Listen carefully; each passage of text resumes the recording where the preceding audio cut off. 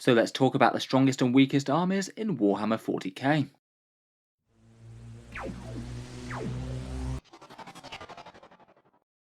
Hello and welcome back to Auspex Tactics, where today I thought we'd do an entire 40k tier list, talk about which units in the game are having a great time right now, which ones are perhaps struggling a bit more, and maybe do a little bit of predicting of how the recent codexes are going to be fitting into the game. The last proper tier list that I did was a good few months ago, before the Nephilim season. Since then we have done a quick video to look at tournament stats, but now there's really been some decent time for all the big changes in Nephilim to settle a bit, and a new pecking order to be established in 40k. In the video we're going to talk through each one of the main armies of the game. I've ranked them into 4 different tiers, starting with the weakest and ending with the strongest, and we'll go through each one talking about a few tournament stats, some of their strengths and common competitive inclusions in lists, and perhaps some of the biggest issues that face the faction in game. Overall though, I'm broadly very positive about the balanced state of 40k at the moment. The current game is much more balanced than it's been throughout any other point in 9th edition, and is significantly better than huge chunks of 8th as well. Obviously not perfect, there's always going to be things that are a bit too strong and a bit too weak, but given Games Workshop's track record, this is about as good as it tends to get. In any case, let's jump straight into it, and start with some of the weaker armies in Tier 4. So first up, and bottom of the pecking order, here are the armies that I currently consider the weakest armies in 40k. The Imperial Guard, the more core Codex Space Marine chapters, the Deathwatch, and the Servants of the Omnissiah in the Adeptus Mechanicus. These guys tend to have the lowest win rates at tournaments, and while literally all of their codexes do have interesting and powerful stuff, I feel like these armies are some of the more challenging to win with in the game currently. We'll start out with the Guard, and the Astra Militarum have had a tough time of it in 9th edition. They are the last army that hasn't got their 9th edition codex yet, and despite multiple and powerful decent buffs from the balanced data slates, they still don't seem to be quite making their mark on competitive events. Their tournament win percent is somewhere around the 39% mark, they're relatively lesser played at only 3% of armies, and haven't won any major tournaments so far this season. They have had a fair few armies that have placed decently though at least. The Guard really do feel like an army that Games Workshop has just crammed a massive amount of balance patches onto to try and make their underwhelming units keep up. We've got cross-faction auto wounds on 6s with shooting, armour of contempt on all the vehicles for massive damage boosts, 2+ saves on Russes and super heavies, free war gear on a ton of units across the army, buffs to orders, and having their artillery being the only ones that ignore the balanced data slate barrage nerf. I think all of that applied to just about any other army would make something pretty OP, but for the Guard it seems to be the bare minimum that they need to keep up, and they still don't seem to be standout with that. I think just despite the upgrades, quite a lot of their data sheets remain pretty underwhelming.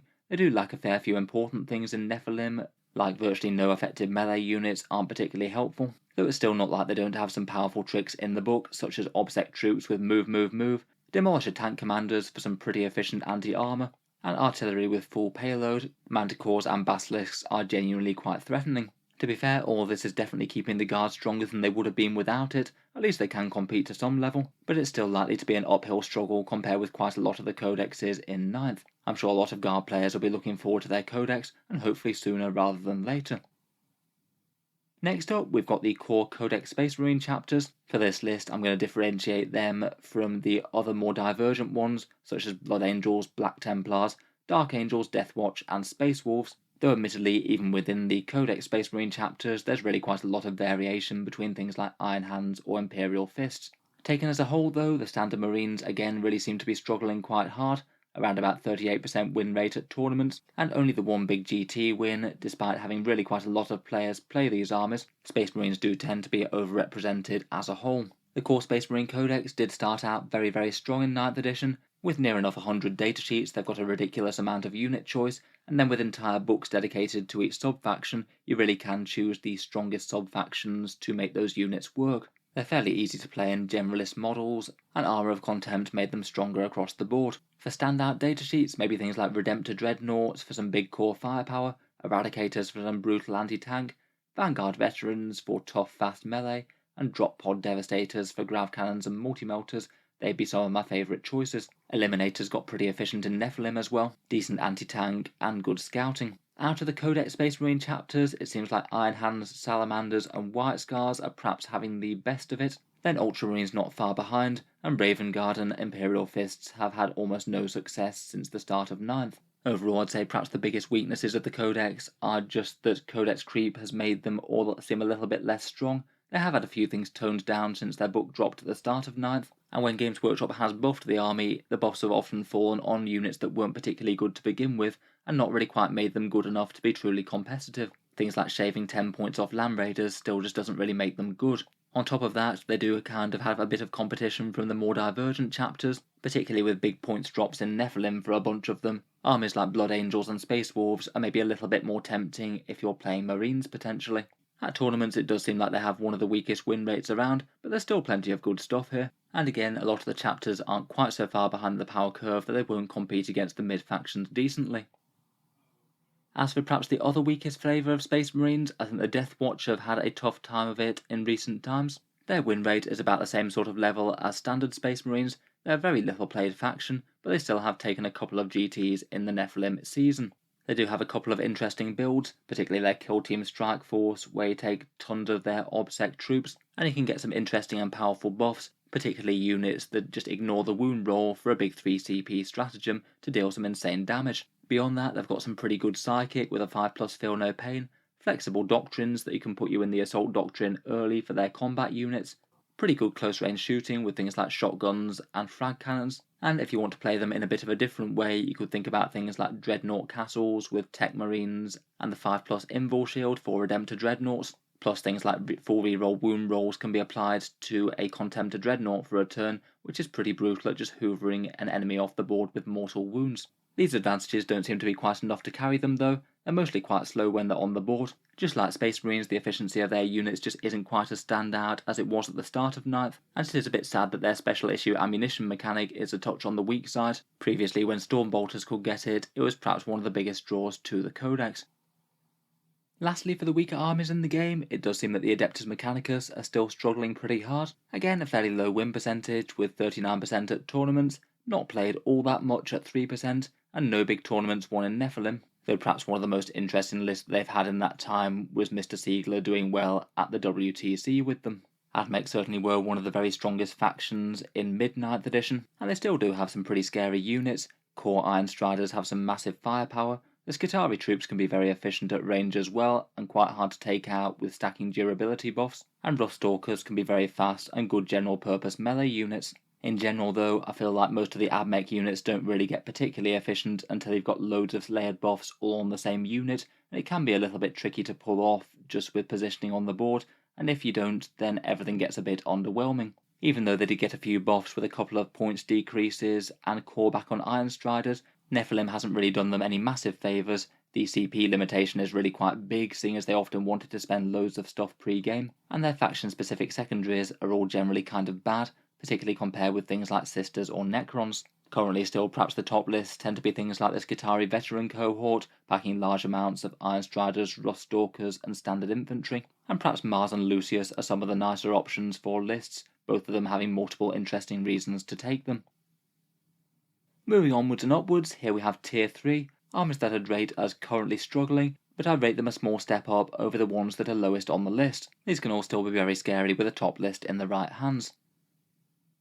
First up, we've got 3 flavours of Special Space Marines. The Dark Angels have generally been one of the standout Space Marine chapters since their Codex dropped, mainly due to massive survivability and damage from the Deathwing.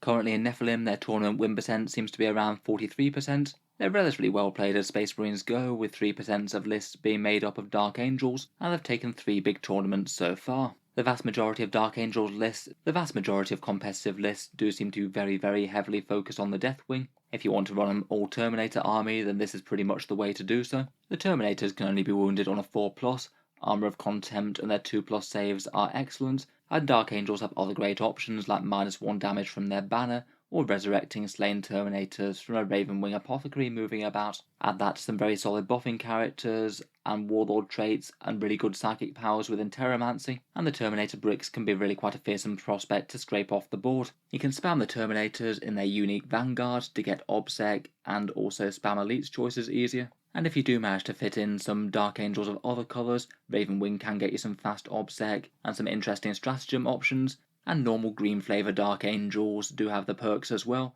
Plasma units can be scary with Weapons of the Dark Age, and it can be a nice way to get in, say, some Phobos troops for a bit of screening. On the downside, for the most part, their units do tend to be fairly slow and predictable. Deathwing Terminators aren't going to be going particularly far when they're on the board, and it means that you could maybe just focus on eliminating one section of them and have that objective fold. The raw toughness alone will give a lot of armies a ton of trouble, but there are plenty of factions in 9th edition that just have obscene amounts of damage output and will be able to chew through them given enough time. Another thing that did make the Dark Angels particularly strong were their really good secondaries, and they got quite drastically reined in Nephilim. Still though, overall one of the strongest Space Marine chapters that you can play, I think. Moving on, we've got their bitter rivals in the Space Wolves. Again, a similar kind of tournament win percentage, 43%, a little bit less played, and though they've done pretty well at small tournaments, I don't believe that they've won any big ones yet, at least that I can see. Space Wolves have a ton of solid tricks of their own. Perhaps the biggest deal is just massive enormous amounts of melee combined with their chapter tactics and their unique combat doctrine, and then ideally try and make a unit reroll all hits to double down on those exploding sixes. They've got solid psychic with Fights Last and cancelling Overwatch, and good relics like the Armour of Rust to do the same, or potentially the Wolfenstone to make units hit harder. A lot of top Space Wolf lists like to make use of the Whirlwind of Rage and Born Heroes traits for yet more melee damage and still having heroic intervention via a stratagem, and they've got a ton of really nice unique datasheets that hit very hard and are fairly cheap for what they do. Wolfen are really brutal given their new points cost. Skyclaws got very usable with their extra attack. Jump back Wolfguard with lightning claws and storm shields are nice, as are Long Fangs with ignoring the hit penalty. Still, perhaps delivering units into melee can be a bit more of an issue than it is, say, for Blood Angels perhaps, and they do have some weaker sections of the Codex as well. Their Warlord traits are a bit on the underwhelming side, and they don't get Apothecaries, which are quite a powerful model for Space Marines. Still though, again one of the stronger flavours of Space Marine that you can choose to play.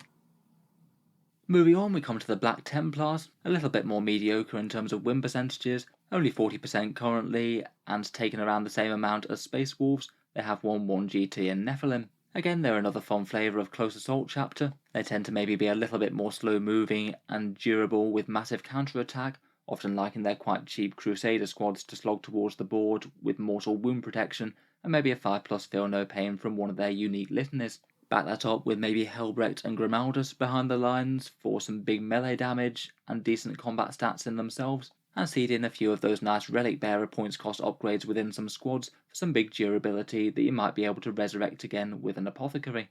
Another nice advantage is that their vows can flex depending on the opponent, so you could go with an Invul one if you've got loads and loads of high AP on the other side of the board, or trade out for some more combat damage if you don't. Again, weaknesses wise, it's kind of similar to the other Marines, kind of mediocre datasheets for the most part, and perhaps a fair amount of competition from the other melee chapters, maybe things like Blood Angels in particular. They're also okay at range but not desperately stand out. The best that they can often do are things like Redemptor Dreadnoughts and Eradicators. A lot of their synergies do come for combat. Moving on, we come to the Genestealer Cults, an army that I think was all around pretty solidly balanced when the Codex dropped and does have a lot of interesting and powerful tricks, but they didn't get any buffs in Nephilim when a ton of their rivals did so, and it has meant that their win percent overall has dropped a bit to around 42. They're not played all that much, and I think they've just won the one grand tournament in Nephilim, so not an absolute ton of successes there. I feel like the Genestealer Cults do have some big things going for them and some things that are really quite underwhelming. They've got so many units that can just pop up and have a good chance of murdering things that they can get their claws on, both in combat and with some crossfire shooting. Then they back that up with a solid cast of supporting characters for some big buffs and a bit of damage. They're really hard to screen and an annoying opponent to fight as they can pop up right next to you just outside 6 inches, and it often means that the game is really in the Genestealer Cults players' control, even if they might not be having enormous amounts of raw power at their disposal. I feel like they're an army that's almost always going to score pretty high on secondaries, just because the opponent can't really stop them from popping up and doing what they want for a bit, even if they might get slaps back quite hard in return. For some of the stronger choices, Twisted Helix Melee is pretty tried and tested, particularly with things like pure strain Genestealers, and you can get some more shooty builds out there, such as the Custom Cults, which have multiple different traits combined. I feel like most of their Codex is pretty usable, though one very common choice tends to be a first turn charge Genestealer unit, which you can put on the board and pretty much guarantee locking up something important straight away. Otherwise, for downside, quite a lot of units have very mediocre stats once they are on the board. They really need to capitalise on killing the right stuff and killing it well when they come in, because they might well get just removed in return, and they absolutely need to go for the prime targets and keep their squads hidden after they come in, otherwise they're likely to get robbed off the board quite quickly. I think it's one of the factions in 40k that can do very well if someone who's ridiculously good at the game is playing them. but for most more average players, if they fail to spot something important or make a minor mistake or two, then it's going to get punished really hard. Finally, for this tier, we have Grey Knights, an army that does have a solid amount of raw power, but it just doesn't really seem to be enough to compete with some of the other buffed factions in Nephilim. Wins-wise, they're up at 43%, and they are still played a reasonable amount, with 3% of armies being them. I think they've just taken the one grand tournament so far. For strengths of the army, they do bring a lot to the table for every single model. They tend to be active in every phase of the game, and have a ton of mortal wound psychic, and some good mortal wound protection as well. A lot of their units are at least relatively slow, but they can get around this a bit with teleport tricks like shunting Dread Knights around or Gate of Infinity, plus a lot of their units deep striking if needed. For common competitive choices, a lot of lists will typically take a fair few strike squads plus interceptors for their basic battle line, maybe adding in a paladin squad with an apothecary for some massive tankiness down the middle of the board, and then support them with some solid characters, maybe Drago, the librarian that does loads of mortal wounds, likely a Grandmaster and a Nemesis Dread Knight, and maybe a few more Dread Knights for some shooting synergy if you want to. Perhaps the main downsides to all this is they tend to be a little bit on the elite side, maybe not too hard to remove from the board, even despite Armour of Contempt. Abhor the Witch is really going to punish them on the secondary front, or any army that's very good at dealing with Psykers with a lot of Deny the Witch, and in general a fair few Grey Knight armies seem to have pivoted away from Dread Knights. They are looking a lot more in line with the rest of the Codex now they didn't pick up Armour of Contempt. Still a faction with a decent amount of threat though. Mass mortal wounds and quality melee is usually going to go at least some way. Next up, and hotting up a bit with the competition, here are the armies that had rank as Tier 2 armies in 40k. Perhaps the armies that I think are most balanced in the game at the moment. Win rates are around 47 to 52%, all have strong builds and can challenge the top factions in the game. And to be honest, it's really good news to see just how many armies are in this category, as opposed to being desperately higher or lower. We'll go through them in rough order of tournament win percent, lowest to highest, and starting out with the Thousand Suns. They do seem to be a decent step up on the Grey Knights Codex now, despite the Grey Knights being a lot stronger when their books initially dropped. The Thousand Suns do have quite a lot of things that they do right for the 9th edition missions, really tough OBSEC units that can just slog their way towards objectives, and then shielding a bunch of sorcerers that will be doling out buckets of mortal wounds from just behind the lines. The Psykers can also stack big buffs on things like Scarab Occult Terminators or Rubric Marines, extra damage and defense, and mobility tricks like Warp Time or the Cult of Duplicity to jump them around the board. In Nephilim, Rubric Marines definitely got a lot more exciting, very cheap Warp Flamers, and nice gear like the Soul Reaper Cannon being discounted. Most Thousand Suns lists are using hefty quantities of them now, but you can still run a very heavy Terminator list if you like. That much Terminator armor with all this dust and Armor of Contempt is really annoying to get rid of. As a really psychic heavy faction, they maybe do come with some similar downsides to the Grey Knights. They're not going to like the Abhor the Witch secondary or big psychic denial armies. Their units are really quite slow to get around the board when they're not using their movement tricks to bounce around, and perhaps besides the core rubric style units and the sorcerers, a lot of things tend to be a bit meh. Perhaps cultists and spawn are usable, but beyond that there's a lot of things that just aren't going to make the cut compared with the core of the Codex. Still though, generally in a good place overall. Next up we have the Craftworlds and Ynnari. Sort of borderline different armies, the Ynnari kind of function as one individual flavour of Craftworlds, but one that can soup in other units from Harlequins and Drukhari within the list for trading out a few options. Overall they've got a healthy win percentage at 46%, and are fairly well represented at tournaments, taking home a few GT titles so far this season. The Craftworlds were very strong when their book came out, certainly overshadowed by Harlequins, but it did mean that when they were doing very well after the Harlequins got their first set of nerfs, Games Workshop's balance hammer swung quite hard against them, toning down a bunch of their units and nerfing some stratagems. They're now what I call a solid mid-tier army, very fast and very hard hitting, though their units are incredibly fragile if you can't protect them. A lot of things might pop out, do some major damage, and then die quite easily. They do have really quite a lot of options to ping in and out of cover though, with move, shoot, move, and they can often get a crazy amount of damage going with their psychic synergies though, with Farseers and Warlocks making one unit very easy to kill with things like Doom and Jinx. For standout units, things like Swooping Hawks and Barahoth are both very scary and jump on and off the board dealing damage. For the more murderous of the Aspect Warriors, Striking Scorpions, Dire Avengers and Howling Banshees all see a lot of play. Farseers and Warlocks are both pretty much auto-include units for how much they bring to the army, and a few Rangers to fill out some troop slots and do a little bit of damage with strands of Fate mortal wounds can always be handy. Out of their sub-factions, Ulthwé are doing pretty well for the standard Craftworlds, though Ynnari do seem to be having a lot of success recently despite a small player base. When taken alone, they have really quite a strong win percentage at around about 53. Though I do suspect that this is maybe just a small group of players playing them very well. I think if and when they become a bit more of a wider played faction as people see this probably will go down to more standard Craftworld levels. They do have some decent advantages though with the Revenant discipline, and the Incarn in particular is a very scary model. Overall, I'd say that again there may be a fairly well balanced but slightly high skill faction. Being fragile across the board means that if you've got low terrain on the table or units get exposed, then you can get punished hard quick. And having a ton of fragile units isn't exactly the most helpful thing for objectives. Still though, it certainly can be very intimidating. Lots of units with solid damage dealing that move very fast and potentially might be very hard to engage with move shoot move shenanigans. Next up we have the Tau Empire, another powerhouse army from early in the year that's caught drastic nerfs, and at the moment, despite being a weird skewed shooting army, they are in the point where I'd call them pretty balanced. Their tournament stats are pretty interesting. Their win percentage is kind of medium at 47%, though they're still played by quite a lot of people, and in terms of actual tournament wins they have converted really quite a lot, 8 in Nephilim, perhaps implying that they're one of the factions that does very well with skilled veteran players, but more casual players just might find them a little bit harder, perhaps most due to having to play fairly carefully to both score objectives early in the game and not get your most important units killed. Perhaps the most standout units at the moment are heavy firepower with crisis suits getting big buffs from commanders and jumping around the board deleting things as quickly as possible. They can move okay with Montcar, or you could trade that out for some late game damage dealing with Carrion, and the Codex does have some pretty powerful other mechanics such as tanking damage on drones, marker lights for extra ballistic skill, and some rather nice prototype systems to stack with warlord traits and relics on commanders,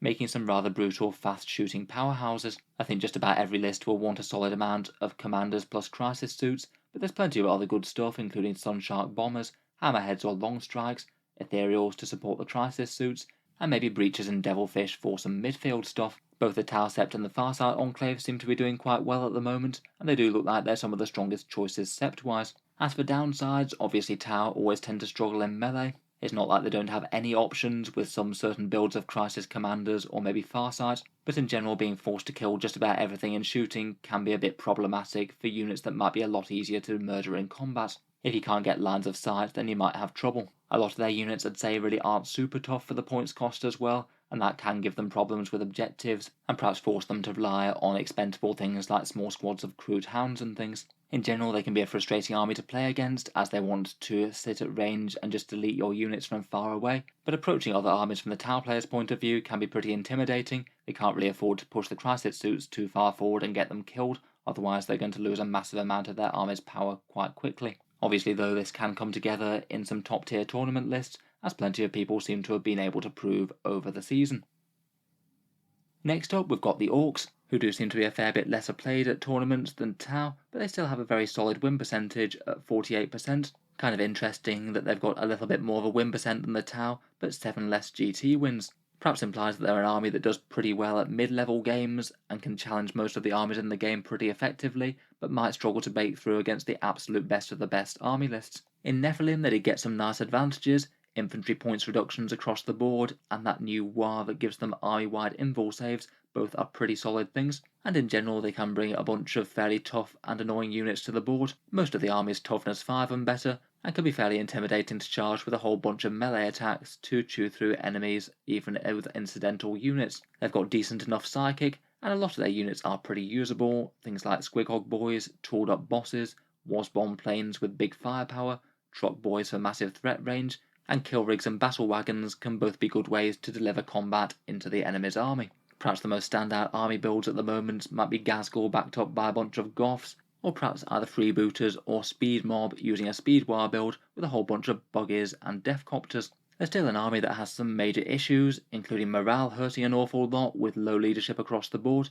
Low ballistic skill means that any -1 to hit modifiers are going to hit them really brutally as well, and a lot of the army goes to war in fairly meagre armor saves. It means that chip damage from small arms can often do a bit more damage than you might hope for. Still, I'd say a bit more of a challenging army to play, but it does seem that cheaper infantry and a big buff to the war has got them performing at a more decent level, even if they're probably not going to be stomping the top tables of tournaments.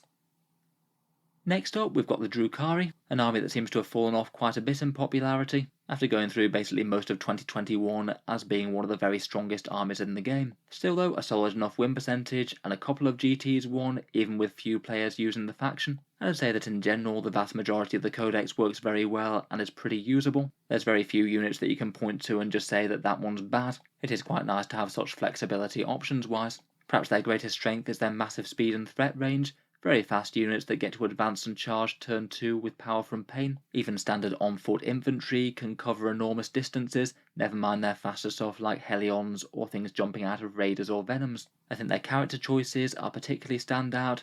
Drukhari is an absolute murder machine, and tooled up Archons and Succubi are also insanely brutal for their points costs. Otherwise, most of the Codex, as I mentioned, is pretty usable. Cheap racks for objective scoring, Grotesques are a good all-round hammer unit, fairly efficient transports with a bit of shooting threat themselves, scary incubi, and fast-moving Hellions with mortal wound stratagems. The Cult of Strife does seem particularly nice for witch cult units as well, a couple of really powerful options that you can tack on there.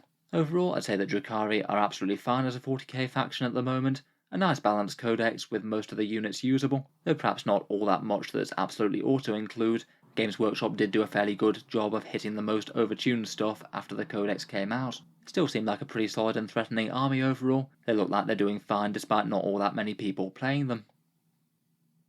Next up, we've got the pinnacle of the Loyalist Space Marines at the moment in the Blood Angels, a decent win rate at just less than 50%, a decent player rate, although not that many outright wins. They're kind of in a weird and slightly unhelpful spot at the moment though, as they're basically a codex that's entirely carried by the raw power of Sanguinary Guard and their chapter tactic.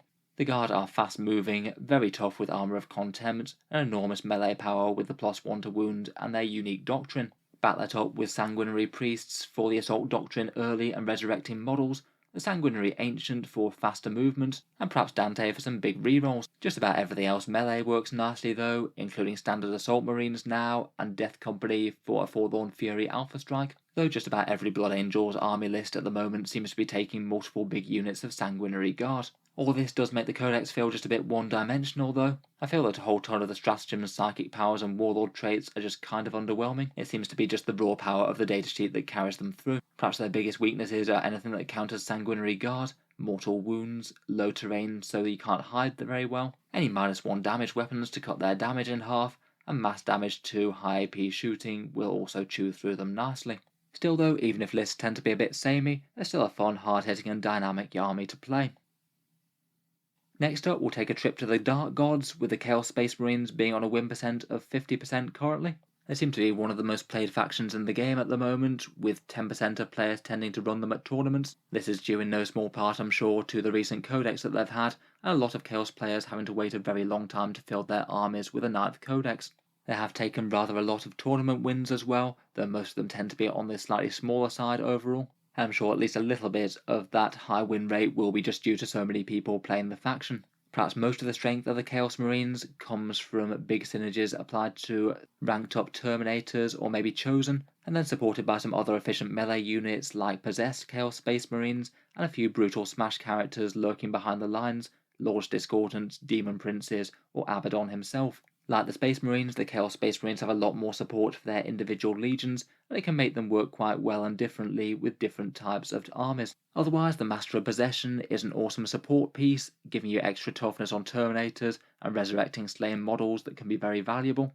And out of the different legions, there's really quite a few strong ones. Black Legion, Word Bearers, and Emperor's Children are all very strong, though in particular Creations of Bile seems to be doing very well. They work very nicely with the melee units with a bit more movement, plus fighting and death, meaning that they're not very easy to kill in combat without some big damage in return. As for downsides, they perhaps don't have all the best quality ranged firepower, their secondary objectives aren't very standout, and sometimes their big wombo combo units have the potential for being ignored and just focus down everything else. But overall it does seem like a pretty balanced and usable codex. Nice to see Chaos Space Marines have a bit of time in the sun. Sticking with Heretic Astartes, next up we come to the Death Guard. Similar sort of tournament performance from the followers of Nurgle, around about a 50% win rate, a few titles taken, and a solid player base. The Death Guard again got a whole host of helpful stuff going into Nephilim, loads of points cuts across their core units, and in particular Plague Marines getting most of their gear getting to be absolutely free. Most lists will start with a battle line of Plague Marines and Terminators, being annoyingly hard to kill OBSEC Marines that slog onto objectives, and all have some scary melee power. The army as a whole is really quite tough to take out with their -1 damage disgusting resilience, and they can make their melee damage a bit nastier in their war of attrition with things like Contagions of Nurgle getting -1 toughness for their foes, and Flash Outbreak being a potentially nice way of putting more debuffs on the enemy. For standout units, obviously their Plague Marines and Terminators are very nasty, but a lot of the rest of the Codex is very usable. Demon Engine fire support from Plague Burst Crawlers and Feated Bloat Drones, cheap and expendable Poxwalkers for objectives, perhaps Mortarion himself for some massive melee damage, or Spawn for cheap and expendable units at 23 points. Mortarion's Anvil and the Inexorable tend to be some of the most played Plague companies, and they've got really quite a nice secondary objective in Spread the Sickness, which you can do with Poxwalkers. As for weaknesses, they do tend to be very slow indeed, not having the jumping around the board shenanigans of the Thousand Suns, but not really moving much faster. They do have kind of limited range damage output as well, besides things like Plague Burst Crawlers or Contemptor Dreadnoughts. Just about everything else is only really any good in combat. Still though, a very solid and usable army in 40k at the moment. Kinda good to see these guys get put back a bit more to where they were when their codex dropped. Moving on, we have the Golden Boys of the Adeptus Custodes. Like the Tau, an army that were doing spectacularly well when their codex dropped at the start of the year, but then a few choice nerfs got them back into line, and quite a lot of people were suspecting that they'd over-nerfed the faction that they wouldn't be able to compete so much. It seems that at the moment, maybe kind of similar to Blood Angels and Orks, they seem to be an army that does pretty well against the majority of the field, a decent win rate at 51% at tournaments, still played quite a lot, but again very rarely taking the top spot with only a single win. As armies go, I'd say that they're a relatively forgiving army to play with, push a whole load of Golden Boys up to the objectives, in cover if possible. They're at least fairly tanky with their 2+ armour and 4+ invuls, and they can back up their slow-moving foot troops with some devastatingly fast bikes, which are quite effective against a lot of targets in combat. The Martial Katars can add some really nice options to tailor certain powerful terms against enemies, and the battle line can have some pretty efficient support from powerful characters like Trajan Valorist with his extra CP and his Moment Shackle, a Dawn Eagle Shield Captain with Tip of the Spear for the rerolls, plus plenty of usable Forge World options for a bit of quality fire support. Perhaps the Shadow Keepers and the Emperor's Chosen are my favourites for the shield hosts. As for downsides though, they are always going to be pretty elite, very few in number on the board, and even the cheapest units tend to cost quite a bit. They really hate anything that has -1 damage, like Death Guard for example, as so much of their melee damage is damage 2, and depending on the matchup there are some weapon profiles that are just very effective against them. Anything that spams a lot of things with flat damage 3 and perhaps AP -2 or AP -3 is going to remove Golden Boys in fairly efficient numbers. I feel like they maybe tend to play a little bit predictably as well, maybe being a bit more of a reactive army than an active army. Still though, it seems solid enough. They still seem to be getting a fair amount of podium placings, even if they haven't taken too many wins. Just maybe an army where the skill ceiling is a bit low once you've mastered them perhaps. Moving on, we've got two different flavours of Knight. Interestingly, for the most skew list faction of all of 40k, they both seem to be reasonably balanced, both having around 50-50 win percentages, and at least a reasonable amount of players using them at tournaments. Knights in general tend to have really chunky units with a lot of raw power and stacking buffs that you can apply to them, things like relics, warlord traits, and the demonic favours for the Chaos Knights in particular. The Chaos Knights combine that with their dread abilities that can be pretty brutal against certain low leadership armies like Orks, but can be a little bit underwhelming against very high leadership things, perhaps say Imperial Knights or Adeptus Custodes. Within the army, for the big knights, maybe the Knight Abominant and the Desecrator are some of the standout datasheets. The War Dogs are generally quite decent throughout, and it does seem that quite a lot of people are running the Abaddon Goes Dog Walking list with Abaddon and 12 War Dogs for a whole bunch of threatening obsec vehicles on the table moving around very quickly, and one enormous combat monster in the middle. Households-wise, normally the most popular tend to be things like Herpetrax for the Iconoclast Knights. The Iconoclast thing is maybe the main draw, but getting extra durability is no bad thing either. And Vextrix for the rerolls is pretty nice for mass War Dogs, particularly with the Thermal Spears. Being an entire army of vehicles, there may be one that's more susceptible to counter than most. Anything that's got a big Alpha Strike with loads of anti-tank is going to tear chunks out of the army, and you're not likely to be able to hide all the knights as well with big units and the super heavy rule. As I mentioned, the dread abilities won't be very good against certain armies, and the secondaries feel a little bit so-so, perhaps a bit worse than their Imperial Knight counterparts. Still, a very solid army overall, and strong lists can be very intimidating. Speaking of Imperial Knights, they do seem to have quite different flavours of play, but they're kind of balanced against the Chaos ones in my opinion. Pretty much the same win percentage, and 2 GTs won so far. Compared with the Chaos ones, the Imperial Knights in particular get on great with a few big knights and a bunch of warglaves. Their armigers get -1 damage from the Bondsman abilities, plus a whole host of other scary buffs, decent rerolls, or a big advance and charge on the warglaves and knight errants. Imperial Knights seem to really be able to turn on the damage in the shooting phase if they need to, in particular pairing things like a Knight Crusader with the reroll ones to hit and wound from a Princeps Paladin, or getting a similar kind of buff from a stratagem in the Freeblade Lance. They do have quite easy to achieve secondaries as well, most of the Knight ones are pretty usable, and I think there's quite a lot of viable households as well. Maybe Tyranids stands out in particular, but Crast and Raven are also good on the Mechanicus side, and Has Griffith or the rather brutal Noble Combatants one are both interesting if you want some Imperialist combats. Again, perhaps the weaknesses are kind of similar. Alpha Strikes with big anti-tank will be able to hurt the Knights pretty well. It's particularly painful when the big Knights are shot behind obscuring terrain but can't shoot them themselves. The big Knights often feel a lot more fragile than the armigers point for point due to the -1 damage thing. And perhaps kind of similar to the Admech, they're an army that really wants to spend CP big pre-game. It often means that they can go down to pretty much 0 CP to start with, though at least they can regenerate it quite quickly with one of their oaths. Overall though, a very intimidating faction when running a strong list. Finally for this tier, and pretty much the army that we've got the least data on out of any of them, are the Chaos Demons. Obviously their codex has pretty much only just come out, so we haven't really got all that much tournament data on them at the moment, though it seems that they're not too bad in the first week or so of having been played. A win percent just north of 50%, and a fair few people playing them at tournaments. Their codex has generally provided a bit of a tune-up for most of their units, and plus a few really helpful mechanics such as demon saves making them harder to kill at range, a warp storm ability for making them -1 to hit when further away too, crazily brutal and flexible deep strike mechanics that can allow some very easy charges out of reserve with things like warp locus or the leadership debuff thing, and potentially they do look quite fun as a smaller allied part of a chaos list. You can take a detachment of these and not break other special rules. For units in the Codex, I think just about every list will be running a sizable bomb of flamers. They absolutely murder infantry and are fairly efficient against most other things in the game as well, particularly when buffed. Otherwise standout picks seem to be Bloodletters coming out of reserve, Bloodthirsters just for raw melee damage and toughness, Tzeentch Psykers for stupid amounts of mortal wounds, and perhaps one of the scariest threats of all is Be'lakor, very pricey to include, but fast, tough, murderous in melee, and a Supreme Commando with all the demon keywords for easy warp locus. The Codex does have its weaknesses. It doesn't really have all that much range damage and might be a bit susceptible to being countercharged where all their saves are worse. Plus a few units I think really aren't going to enjoy the inflexible unit sizes with lesser demons locked to 10 models, and a few of the datasheets do seem very eclipsed still, even right out of the gate. Overall though, they certainly are so much stronger than they were. I provisionally rank them in tier 2 here. I think that they're not likely to be jumping into the big league just yet. I guess we'll see what people make of them and how well they do at tournaments from here on.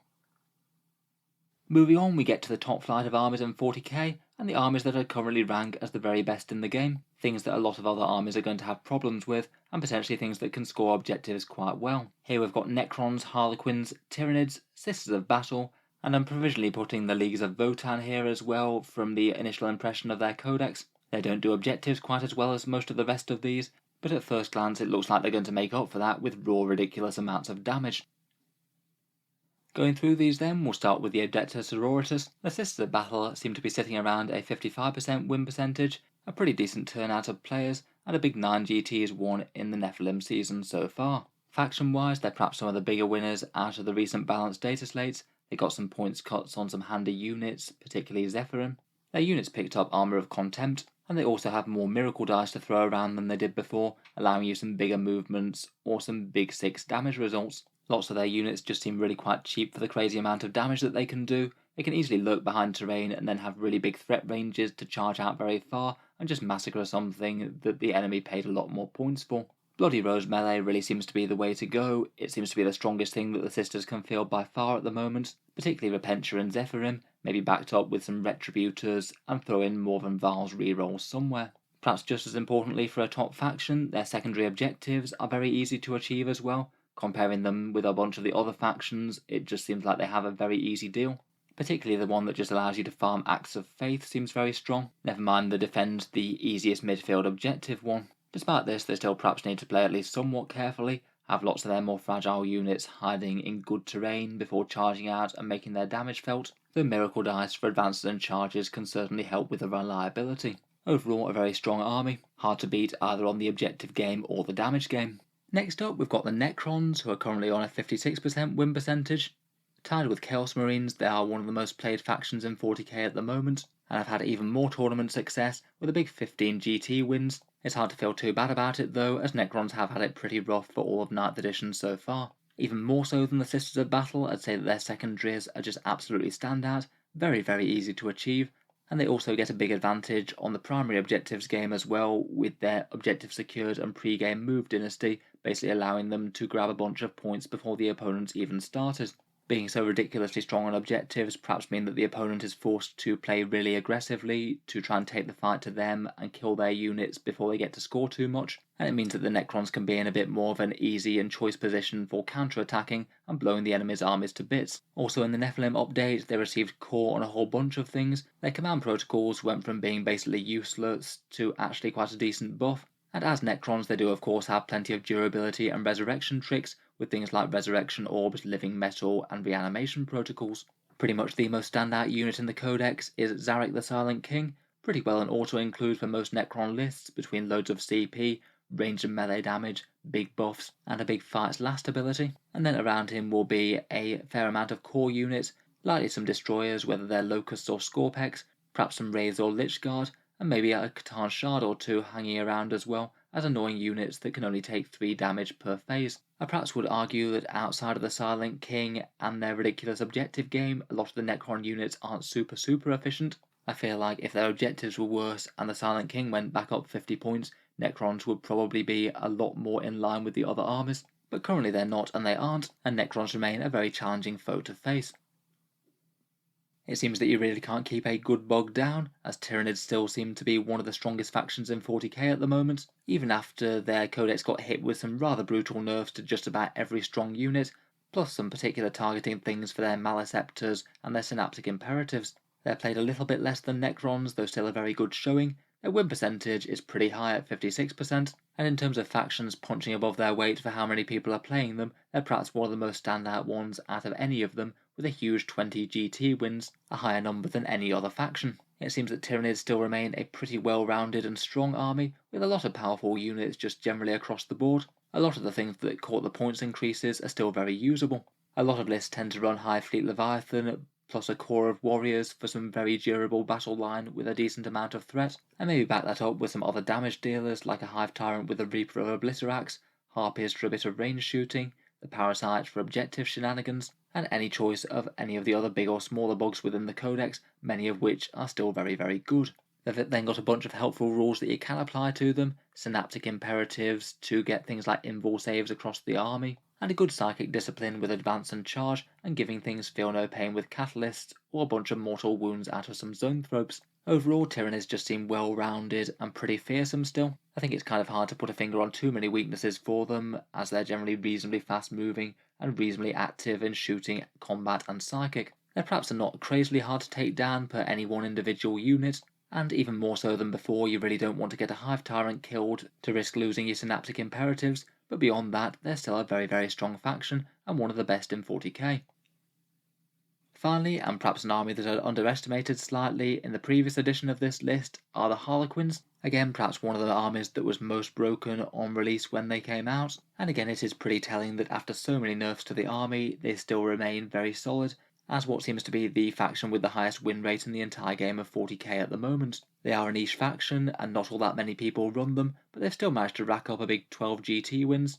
Very impressive considering fewer players. Harlequins haven't really ever been particularly bad in 9th edition, really fast and annoying troops in transports, spitting out a fair amount of fusion fire, can generally be very solid both in raw damage dealing and just playing objectives. They've certainly got the speeds to absolutely rush the enemy if it makes sense, and small unit profiles that can hide behind a bunch of terrain and then just ambush the enemy or trade out units as it makes sense to, and be super frustrating for the opponent to engage. You can also very quickly have a whole ton of units just mob one area of the board, say if they need to focus fire and take down something really scary, like perhaps an Imperial Knight. Otherwise, this is all backed up with strong character choices, fighty troop masters, useful Shadow Seers, and solid death jesters, the Sadath of Light can turn off rerolls and have an annoying stratagem to run away when they're charged, and they can slot in quite nicely as allies to Craftworlds or Drukhari.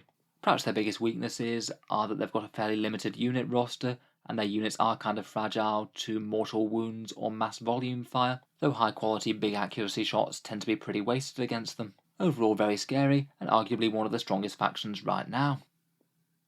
Finally, last but not least, we have the Leagues of Votann on the horizon. Obviously we don't have any tournament stats yet, and it is going to be interesting to see how well they tangle with the things at the top of the meta.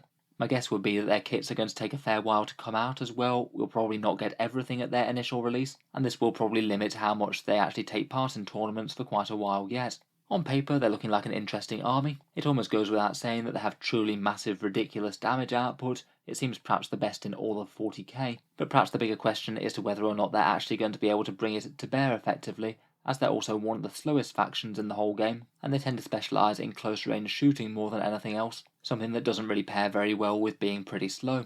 For standout things for them, their judgment token mechanic does seem really very strong indeed. Auto wounding is pretty ridiculous, and potentially on a 4+. Void armor is a nasty defensive debuff, with armor of contempt plus turning off certain rerolls, and their stratagems seem like another very powerful bit of the book, allowing massive damage and are brutally easily powerful to use, and you can farm them with one of their Psychic Grimnirs. For the units, perhaps their standout ones are the almighty Land Fortress, with that very intimidating railgun that seems very undercosted at 230 points. Literally every one of the characters looks like it brings some pretty massive value for how much they cost. The Hernkin Pioneers can perhaps mitigate a fair bit of the weaknesses of the faction with fast movement and obsec, and with the actual leagues to field them, I'd say the Great Ethereum ones, the Ime Conglomerates, and the Urani Surtur Regulates, all of those have interesting and powerful abilities in their own way. I do find it interesting. Obviously there's been a massive amount of outcry at people saying that these are probably overpowered. It might be the case, but I can imagine that against certain armies like Harlequins for example,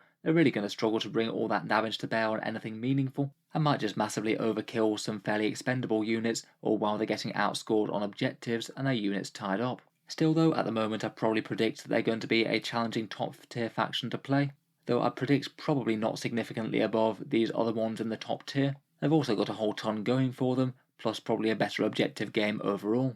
I'm sure we'll revisit this though once we've got a bit more data. So there we have it for a roundup of the strongest and weakest armies in Warhammer 40k right now, at least in my opinion, and largely based off the win rates from tournaments. Now we do actually have a decent amount of data to go at in the Nephilim season. Here's just a rough rundown of how the various armies stack up in terms of win percentage, and I think it is a pretty reasonable reflection of how the armies do stack up in game, though I would bear in mind that there's a few other things that are important. Say for example Tau look pretty average but seem to win loads of tournaments, whereas say Orks, Custodes and Blood Angels do seem to have quite a good win percentage, but then don't really seem to do all that well at the very top tier. All said though, just taking a look at this list, I think that in terms of armies being close to each other, the vast majority of armies in the game have actually got a decent chance at competing at the moment, and this does look about as good as it's ever been in 40k's recent history. It's been not infrequent that we've been having codexes hitting 70% win ratios, Iron Hands in 8th, Drukhari, Admech, Tyranids and Harlequins all managed to hit those kind of levels, so having nothing worse than a 60% to fear isn't that bad. Obviously things can always get better, there's plenty of armies that need a buff, but as 40k game balance goes at the moment, I do generally think that it's looking alright. Let's hope that the Leagues of Votann don't manage to mess this up too much once their codex comes out. I guess we'll have to wait and see on that front. So let me know what you think then. Are there any units or armies that you'd rate higher or lower on this list, and why would you do so?